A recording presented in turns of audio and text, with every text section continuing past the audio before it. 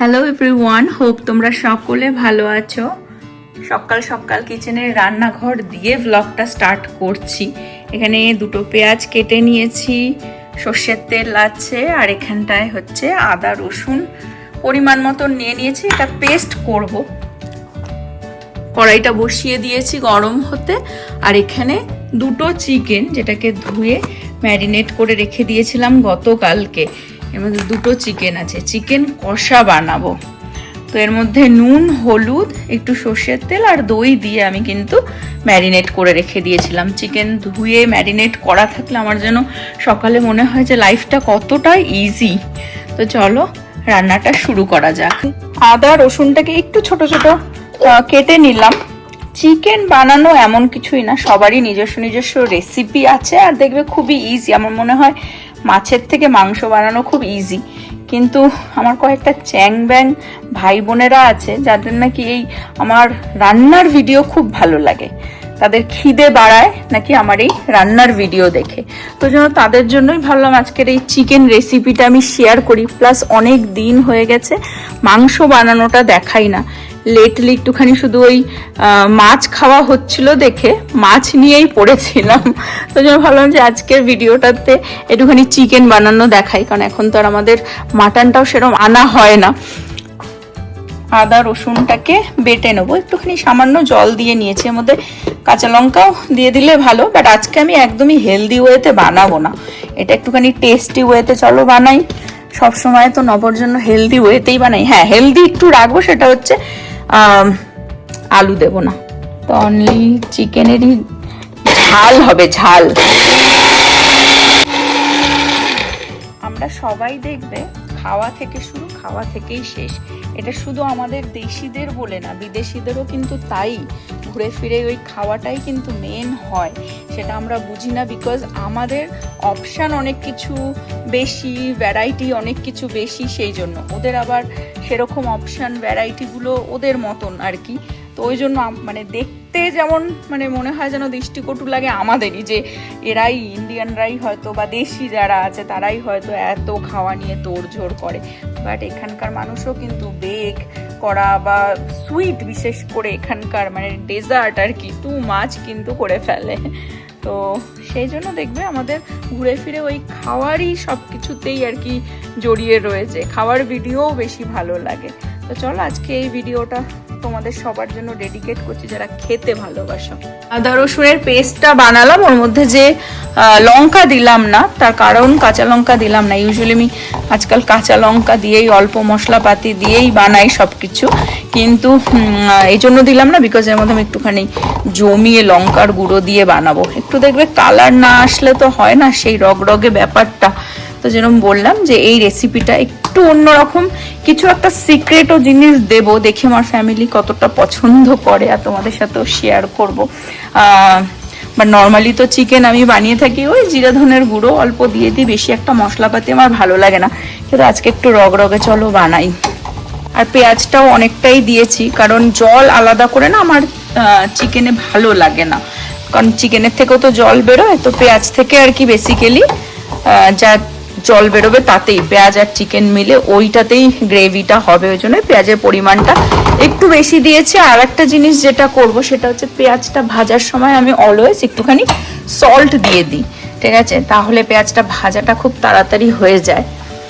আর last time আমার মনে হয় সেই নবর বার্থডেতে না বার্থডে, হ্যাঁ বার্থডে যে বন্ধুদের সাথে করলাম সেই সময় মনে হয় চিকেন রেজালা মাটন বিরিয়ানি করা হয়েছিল, কিন্তু সেটা রেসিপি সেরকমভাবে ব্লগটা বড় হয়ে যাবে বলে দেখায়নি। তো অনেকদিন ভাবলাম যে মাংসর কোনো রেসিপি দেখাই না, বলে চলো আজকে রান্না করতে করতে গল্প করতে করতে তোমাদের সাথে এই ব্লগটা করি।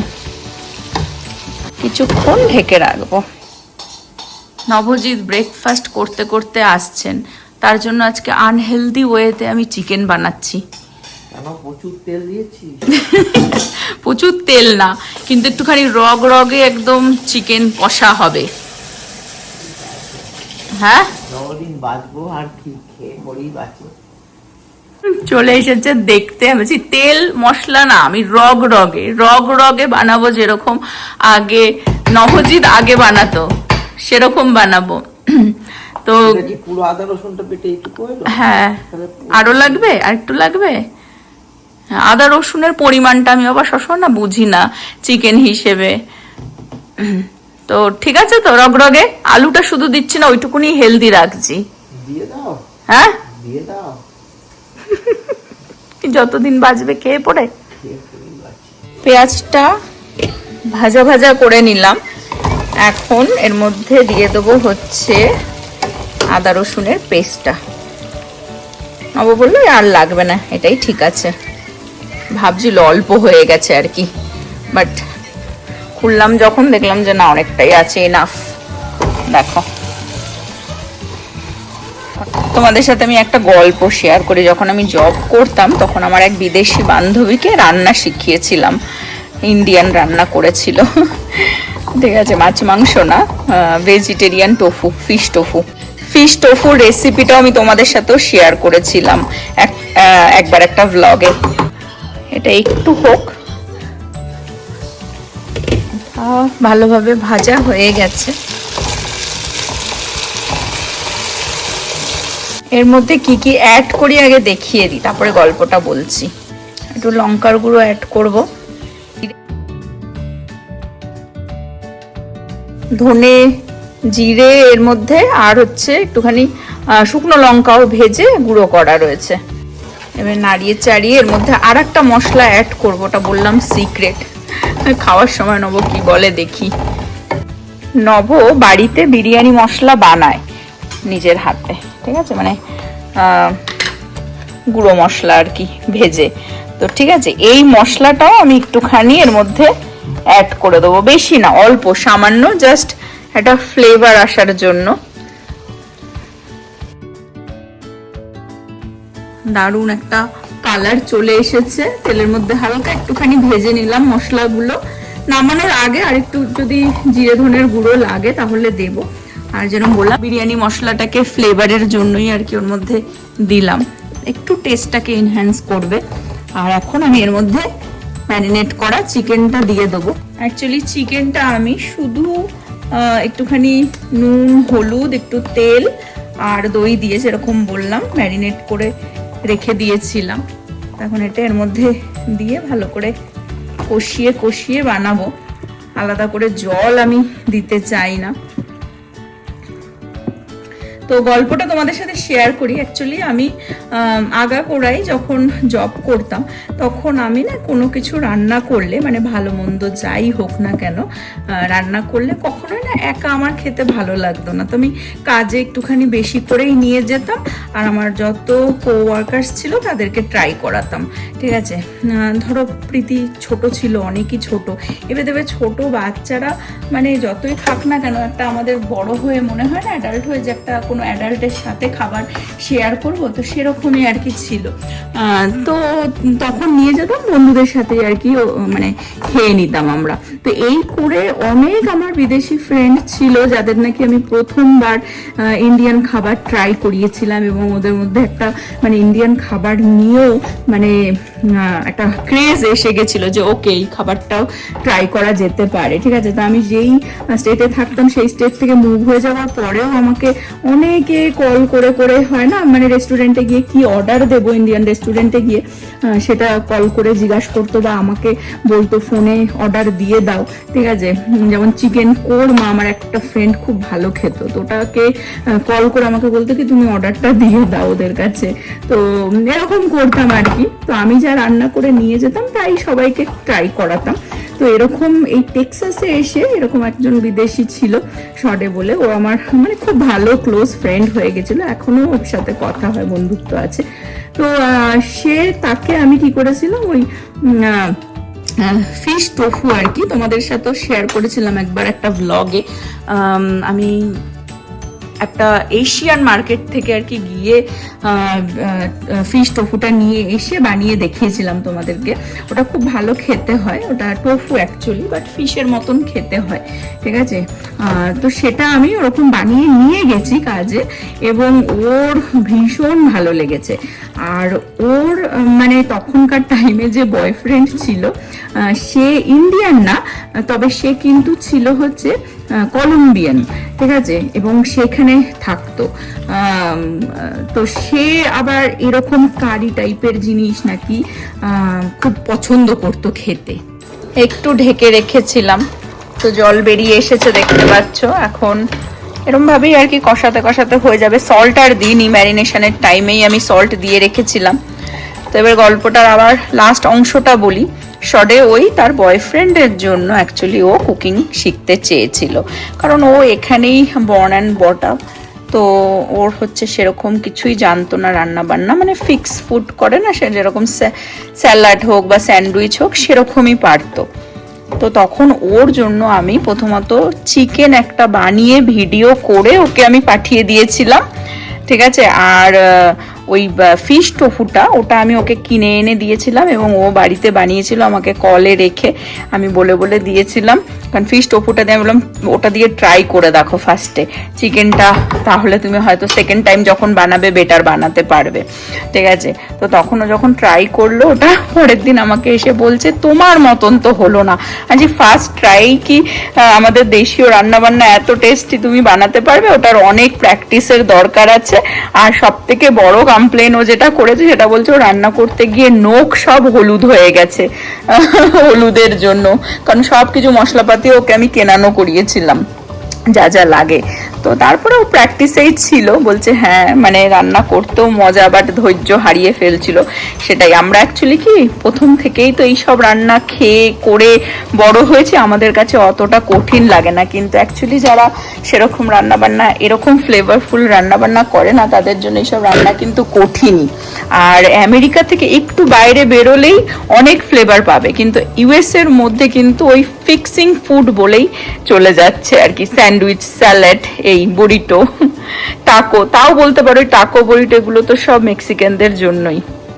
ফুটে এসেছে চিকেনটা, আর আমি একটু সামান্য গরম মশলা দেব নামানোর আগে। আমার পার্সোনালি গরম মশলা কিন্তু একদমই ভালো লাগে না, ঠিক আছে। গুঁড়োটা তাও আমি দিই, আবার নভর আবার হচ্ছে মাটনে বেশি মশলাপাতি ভালো লাগে না, কিন্তু চিকেন আবার একটুখানি মশলাপাতি ওর ভালো লাগে।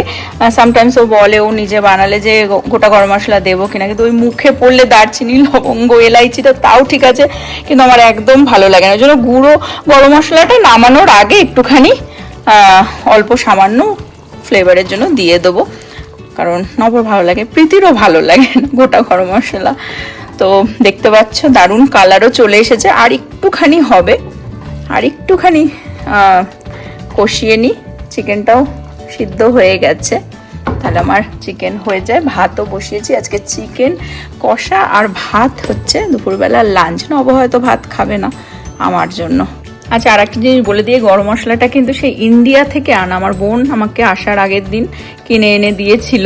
দেখো সেই 3 বছর তো হয়ে গেছে ইন্ডিয়ায় গেলাম, তো তখন থেকে এখন দেখো ফিনিশই হয়নি, এখনো চলছে বুঝতেই পারছো যে কতটা ইউজ হয়। কিছুক্ষণ ঢেকে রেখেছিলাম, চলো ফাইনাল লুকটা একবার দেখে নিই। ওয়াও, দারুণ ভাবে তেল বেরিয়ে এসেছে, একদম রগরগে। আর লঙ্কার গুঁড়োটা দিয়েছিলাম, ওটাতে অত বেশি ঝাল হবে না, আর কাশ্মীরি লঙ্কার গুঁড়ো জাস্ট কালার হওয়ার জন্য, ওই জন্য কয়েকটা কাঁচা লঙ্কা আমি এখন দিয়ে দেবো, যার লাগবে নিয়ে খেয়ে নেবে। একটু গরম মশলা। তোমাদের কিরকম লাগলো এই রগরগে চিকেন কষা দেখতে? হালকা একটু ঝোল হয়েছে, ঝোলটা আর একটু শুকাতে পারতাম। যেরকম বললাম আমি আলাদা করে কিন্তু কোনো জল দিইনি, ওই পেঁয়াজ থেকে আর চিকেন থেকেই যা জল বেরিয়েছে। আর টমেটো দিইনি, বিকজ দই দিয়ে ম্যারিনেট করেছিলাম। সল্টটা একটু দেখে নিয়েছিলাম, সল্ট অ্যাকচুয়ালি যখন ম্যারিনেশনের সময় অনেকটাই সল্ট দিয়েছিলাম, বেশি একটা লাগেনি, একটুখানি সামান্য দিয়ে আর একটু ফুটিয়ে নিয়েছিলাম। তো এই হচ্ছে এটার চিকেনটার ফাইনাল লুক। নভর ফ্রি হলে খেয়ে তোমাদের সাথে জানাবে যে কিরকম লাগলো খেতে, যে স্পেশাল মশলাটা দিয়েছি বুঝতে পারি কিনা দেখি। তোমরা অবশ্যই লিখে জানিও কিরকম লাগলো আমার এই চিকেনের ঝোল। দেখে তো দারুণ লাগছে, খেতে কিরকম হয় সেটা অফকোর্স নভই বলবে, যে রান্না করে তার কাছে তো মনে হয় এত কষ্ট করে এত মন দিয়ে ভালোবাসা দিয়ে একটা জিনিস বানাচ্ছি, সেটা যেন ফ্যামিলির ভালো লাগে। ফ্যামিলি খেয়ে বলুক যে তাদের কিরকম লাগছে। ভাত দিয়ে চিকেনটা খাওয়ার একটা ক্রেভিং হচ্ছিল। ভাতটা অনেকক্ষণই বানিয়ে রেখে দিয়েছি আমি। জানি না নভ খাবে কিনা ভাত, বাট অনেক সময় এরকম চিকেনের ঝোল তো খেতেও পারে, বাট আমি একটু ট্রাই করে দেখব।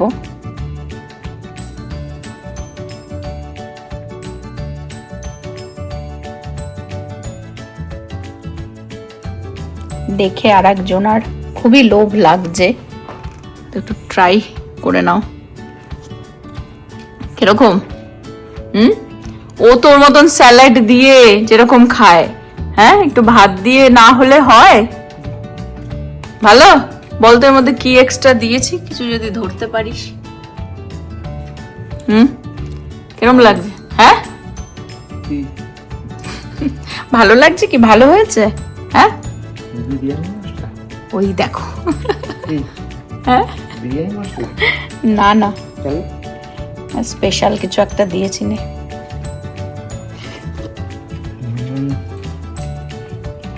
স্নান টান করে চলে আসলাম, এখন আমি খাবো।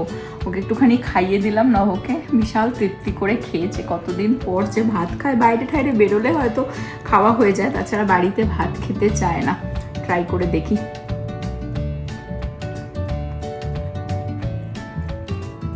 নিজের রান্না আর কি বলবো, অন্যরা খেয়ে বলবে কিরকম। নব বললো ভালোই হয়েছে, ওকে একটু খাইয়ে দিলাম। কয়েক গাল খেয়ে বেরিয়ে গেল। আমাদের গাড়িটাকে না সে যে হেলস্টর্ম হয়েছিল, অ্যাক্সিডেন্ট হয়েছিল, অ্যাক্সিডেন্টের ফিক্সটা করেছে। হেলস্টর্মের ফিক্সটা এই ফাইনালি গাড়িটা নেবে আজকে, তো ওটা দিতে গেল। এসে বললো লাঞ্চ করবে, কারণ লেট ব্রেকফাস্ট করে তো, স্যালাড ফ্যালাড দিয়ে, চিকেন দিয়ে, স্যালাডের সাথে যেটা চিকেন খায় খেয়ে নিয়েছিল। অনেকটা টাইম হয়ে গেছে, আমি অ্যাকচুয়ালি ব্রেকফাস্টে চা খেয়ে নিচ্ছি। আর আজকের ব্লগটাও আমি এই পর্যন্তই রাখছি। একটু স্যালাড কেটে নিয়েছি। হোপ তোমরা সকলে ভালো থাকবে, সুস্থ থাকবে, হ্যাপি থাকবে। Bye bye.